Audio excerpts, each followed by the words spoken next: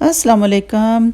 कैसे हैं आप सब जी? क्या हाल चाल हैं आप सबके? मैं उम्मीद करती हूँ कि आप सब बिल्कुल ठीक होंगे, मज़े में होंगे। तो चले जी, आज की वीडियो का आगाज़ करते हैं। तो आप ये देख ही रहे होंगे कि काफ़ी ज़्यादा बर्फ़बारी हो रही है। तो बर्फ़बारी में हम लोग जनाब चल पड़े हैं। तो कहाँ चल पड़े हैं ये आपको मैं बताती हूँ कि मैं जा रही हूँ बेटे के स्कूल। तो साथ में बेटी है और बेटा है। तो सुबह से मौसम ठीक था, अच्छा था।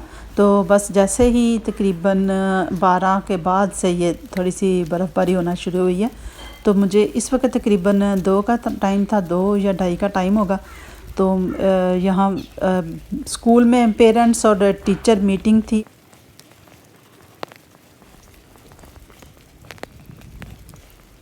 तो इसका स्कूल बिल्कुल हमारे घर के करीब ही है, तकरीबन 3 मिनट लगते हैं।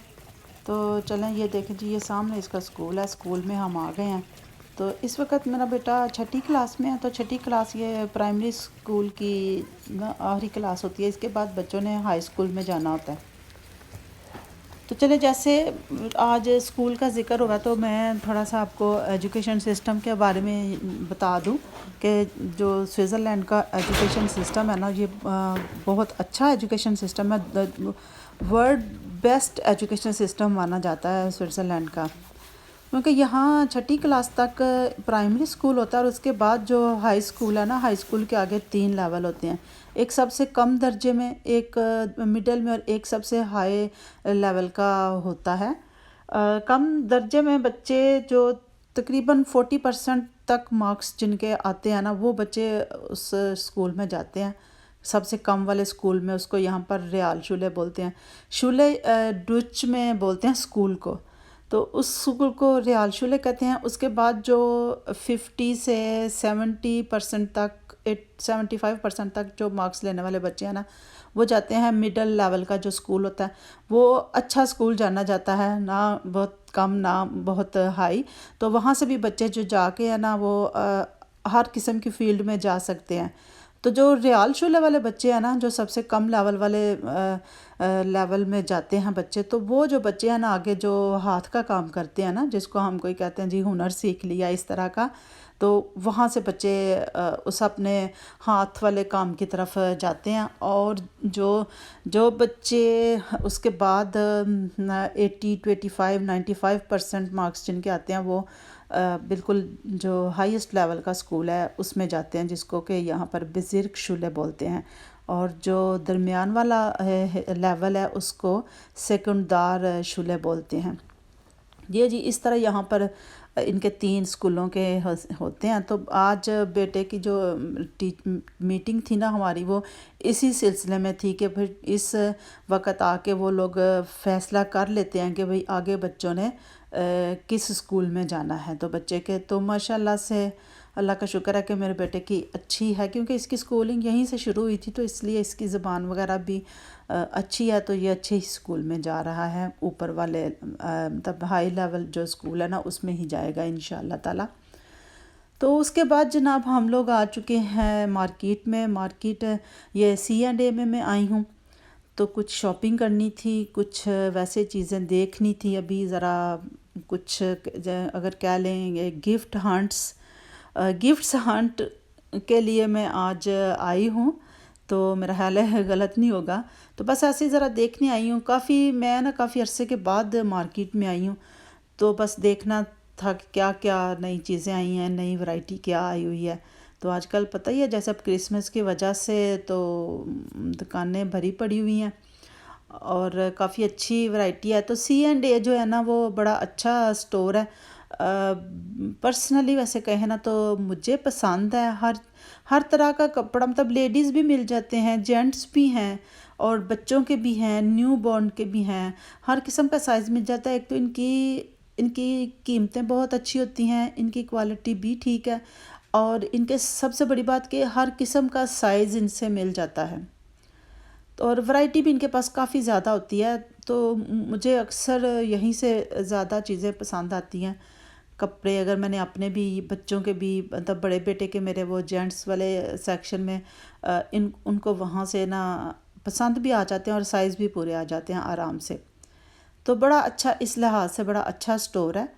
तो आजकल तो वैसे भी काफ़ी वैरायटी आई हुई है गर्म कपड़ों की, जैसे अब विंटर है तो उस लिहाज से बड़ी अच्छी वैरायटी आई हुई है।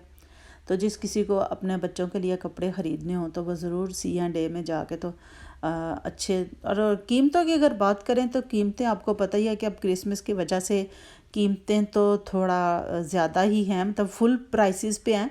आम दिनों में अगर कभी हम जाते हैं तो कभी कोई चीज़ जो अच्छी चीज़ है वो भी कभी सेल पे भी मिल जाती है, तो इसलिए आजकल तो सेल बिल्कुल भी कोई नहीं है। तो बस मुझे भी कुछ बच्चों के छोटे बच्चों के कपड़े चाहिए थे, मैंने किसी को गिफ्ट करने थे, तो मैं इसलिए आज यहाँ आई हूँ। और अब चलें अब देख रहे हैं। तो जनाब जो मैंने लेना था मैंने ले तो लिया, मगर मैं अभी आपको दिखाऊंगी नहीं, वो सरप्राइज़ है। वो जब मैं गिफ्ट दूंगी फिर मैं आपको बताऊंगी। तो चलिए जनाब, C&A से तो हमने कर ली थी शॉपिंग वगैरह। तो बाकी अब चलते हैं दूसरे स्टोर में। तो ये कोप स्टोर है, यहाँ पर एक और है, ये भी डिपार्टमेंटल स्टोर है। इनके पास भी ग्रोसरी भी होती है, हाउस होल्ड चीज़ें भी मिल जाती हैं, जेंट्स के और लेडीज़ के कपड़े भी, ब्यूटी कॉस्मेटिक्स भी, सभी कुछ तकरीबन मिल जाता है। ये भी एक अच्छा स्टोर है। तो यहाँ मैं आई थी कुछ और देखने के लिए, जैसे मैंने बताया ना, क्योंकि गिफ्ट वगैरह ही देखने के लिए। तो मैंने कहीं जाना है, मैं आपको बाद में बताऊंगी कि मैंने कहाँ जाना है। तो अगर किसी को मतलब जानना है तो वो मुझे कमेंट करे, फिर मैं आपको बताऊंगी कि मैं कहाँ जा रही हूँ। नहीं तो आपको मैं अगली वीडियो में, अपनी आने वाली वीडियोस में आपको पता चल ही जाएगा कि मैं कहाँ जा रही हूँ। तो चलो जी, मैं अब देखती हूँ यहाँ पर, बस देख ही रही हूँ कि क्या लेना चाहिए, क्या क्या है स्टोर में, और मैं क्या लूँ क्या ना लूँ। तो बस अभी देख ही रही थी। आज यही समझे कि जैसे अभी मैं सर्वे करने के लिए आई थी, कुछ शॉपिंग की थी, कुछ फिर बाकी बाद में करेंगे। तो बस साथ ही शाम हो गई थी। तो अभी टाइम तो तकरीबन 5 बजे का ही है, मगर देखने में ऐसे लग रहा है जैसे रात बहुत ज़्यादा हो गई है। तो क्योंकि सूरज तो यहाँ सिर्फ इन दिनों में सिर्फ 2 घंटे के लिए ही सूरज निकलता है, 3 से 4 बजे तक, और 4:30 सूरज ग़रूब हो जाता है। तो जिस दिन धूप लगी हो उस दिन है कोई 12 बजे निकल आएगा सूरज, और 2-3 घंटे के लिए रह के तो फिर ग़रूब हो जाता है। तो बस जो हमारा दिसंबर और जनवरी के 2 महीने हैं ना, वो ऐसे ही गुज़रते हैं। तो चलें जनाब, अब हम बस अब थोड़ा काम वगैरह ख़त्म करके तो फिर अब हम लोग खड़े हैं बस स्टॉप पे, अपनी बस का वेट कर रहे हैं वापसी के लिए। तो बाकी आपके साथ ये शेयर कर रही हूँ कि आप यहाँ की अब लाइटिंग शाइटिंग देखें। लाइटिंग इतनी प्यारी हुई है ना, हर जगह बस लाइटिंग ही लाइटिंग है। मेरा ख़ुद का बड़ा दिल करता है कि ऐसे की लाइटिंग ना मैं भी अपने घर में करूँ। तो मैंने कुछ लाइटें वैसे ख़रीदी भी हुई हैं। तो जब हमारी भी ईद शीद की हम पार्टी शार्टी करते हैं ना, तो हम भी उस वक़्त लगाते हैं। फिर तो जो क्रिसमस ट्री सजाते हैं, इतना खूबसूरत लगता है ना कि मेरा भी दिल करता है कि मैं भी इस तरह की ना डेकोरेशन, जो कुछ उन्होंने लगाया होता है ना अपने ट्रीज़ के साथ, तो मेरा दिल करता है मैं भी इस तरह की ना डेकोरेशन करूँ। तो बस फिर पता नहीं क्यों बस हम लोग फिर कहते हैं चलो छोड़ो, क्या करना है। तो चलें जी, बहरहाल ये थी मेरी आज की वीडियो, मेरा इतना सा आज का छोटा सा व्लॉग था। तो मैं उम्मीद करती हूँ कि आपको पसंद आएगा। तो प्लीज़ अगर आपको अच्छी लगी मेरी वीडियो तो लाइक कर दीजिएगा, और मेरे चैनल को ज़रूर सब्सक्राइब कीजिएगा। और आप ये हमारे अराव सिटी का ये डाउनटाउन का एरिया है, तो यहाँ आप एंजॉय करें।